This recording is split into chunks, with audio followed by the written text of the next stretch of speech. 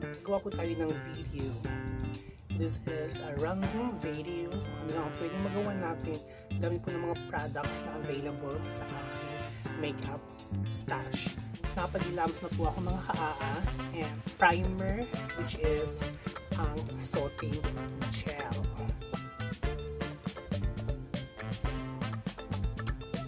Distribute lang sa ating friends.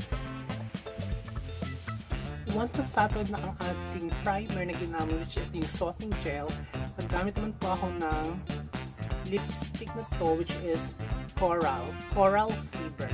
Ito ang ginagamit ko para sa aking mga flows. Baka may makita mga chismis. So,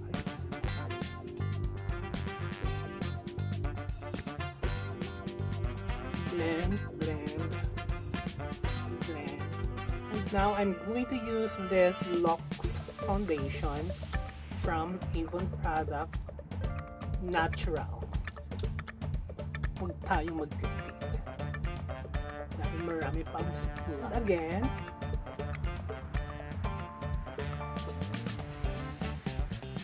kita niyo naman ang dami mga chismis, so kailangan natin takpan para tayo matatahan na hulugan ng Doria. Tusok-tusok, mabaho pa. Pero hindi naman ako mabaho, mga kapatid.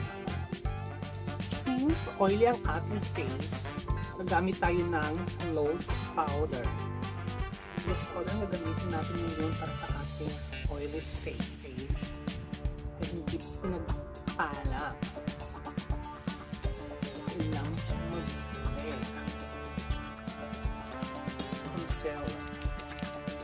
Concealer.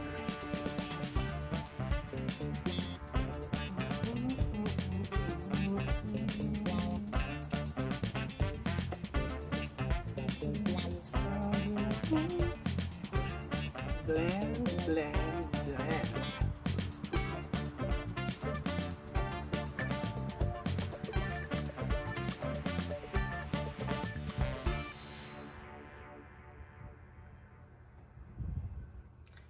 So, habang pinapa-absorb natin ang ating concealer, maglalagay muna tayo ng kulay sa ating kilay using this brow pencil.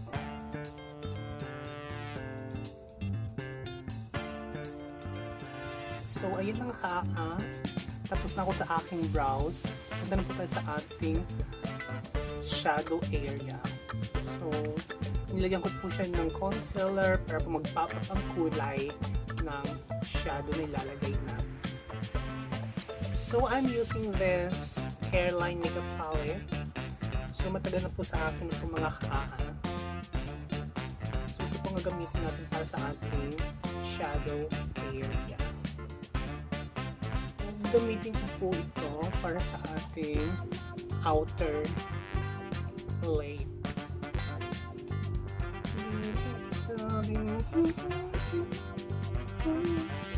Yung small brush ito naman po para sa ating inner layer.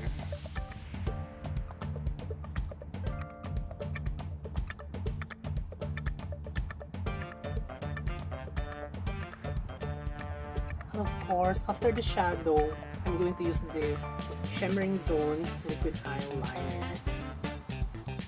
So, ayun na after our shadow area, kapaglagay na po tayo ng ating ring eyeliner, which is pointed style ring liner, and punta na po tayo sa ating fake eyelash.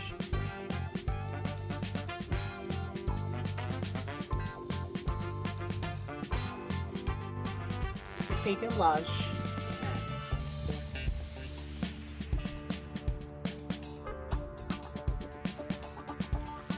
With our fake eyelash.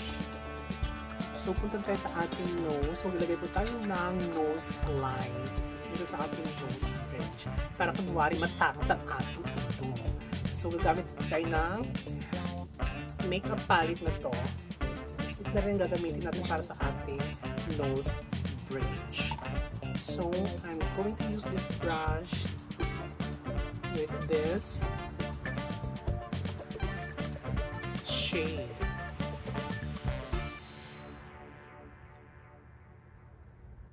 And after the nose line, sa ating nose bridge, gamit na ulit tayo ng ating under eye liner liquid concealer.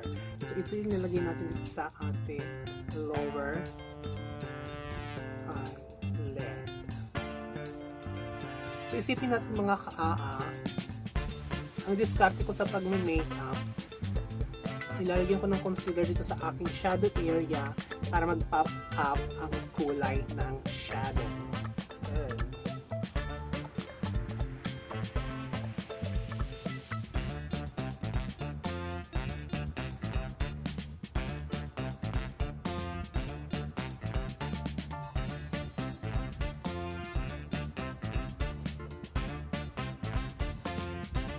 And blend. So, ayan mga kaani, ito na ng ating liquid concealer sa ating lower eyelid.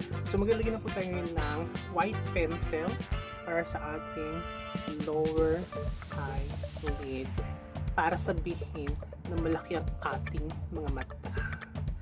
Well, sa mga upcoming videos ko, sa mga upcoming tutorial ko, gamit po tayo ng mga contact lens. Contact lens.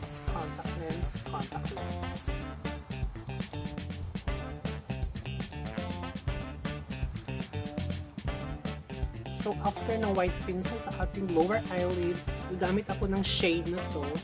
Ilalagay ko dito sa ating lower eyelid. Lower eyelid, halaoy. Kasi, nagiging blank siya na. Tatap lang natin.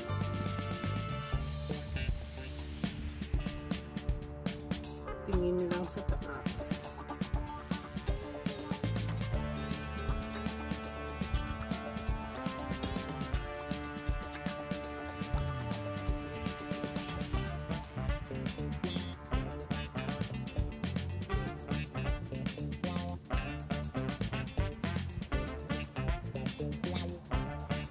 At yan na nga mga kaahalaoy, nabigyan na natin ng hustisya ang ating mata. Nakapaglagay na tayo ng brows, nakapaglagay tayo ng shadow, nakapaglagay na tayo ng fake eyelash, nakapaglagay na tayo ng inner eyeliner. So I'm using white pencil para sa ating inner eyeliner para maging malaking tingnan ang ating mata. So let us come now to the down part of our face. Smile like a beautiful queen. Yan lang. So after blush, punta na sa contour. Gagamitin ko po itong dark shade para po ma-shape ang ating round face.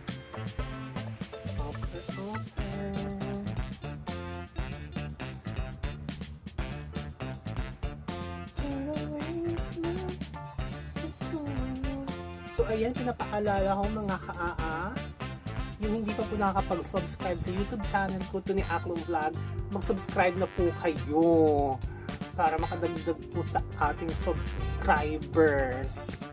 At pindutin ang notification bell para ma-notify kayo kung meron kang mga upcoming vlogs at i-share mo na rin. Alaoy!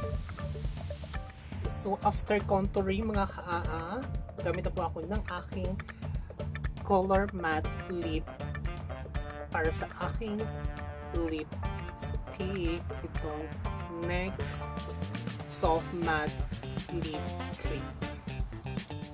So pagkatapos ng lip cream, ginamit ako siya ng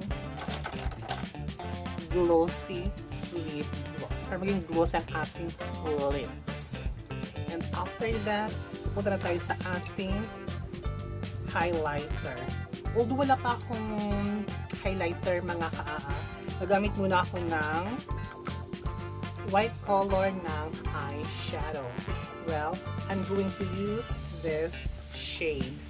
Ito siya mga this shade.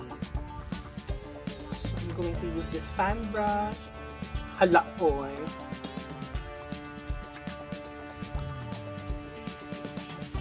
So, this is the way kung paano ako gumawa ng tutorial.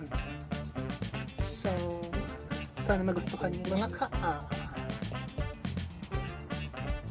ang aking mga tutorial na pang funeraria. Halakon. Aking transformation. Pero hindi pa siya yung final transformation ng So, ayan. Package na siya. Brows, shadow, fake eyelash, blush on, highlighter, lipstick, and most of all, the most awaited is Beauty Mist by Anne Clothes. So, ito yung Beauty Mist by Anne Clothes. Ito yung setting spray na ginagamit ko. So, shake mo lang. Shake, shake, shake.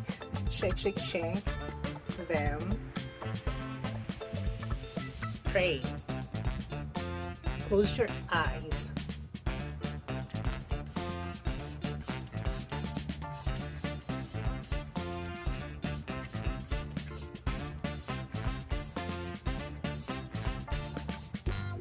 And now open your eyes. It makes me feel misty. So amazing. So, at tabayanan niyo mga ang aking final outlook for today. So, my final outlook mga brows, fake eyelash,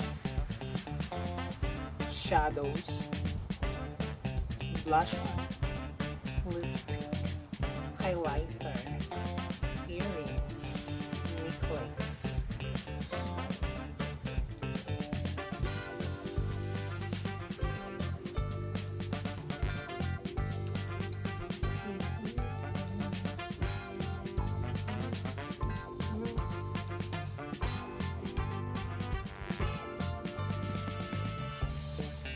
So, kung hindi pa kayo nakapag-subscribe sa aking YouTube channel, huwag niyo pong kalimutan i-subscribe at pindutin ang notification bell sa baba para ma-notify kayo kung meron akong mga upcoming vlog. At huwag niyo rin kalimutan i-share. At sa mga subscribers ko dyan, mga viewers, mga followers, maraming salamat. So, kung meron po kayong mga suggestions regarding sa aking tutorials, comment lang po kayo sa baba para magawa ko po ng paraan sa akin makeup tutorial ng mga funeraria. Ay! Hala! Oy!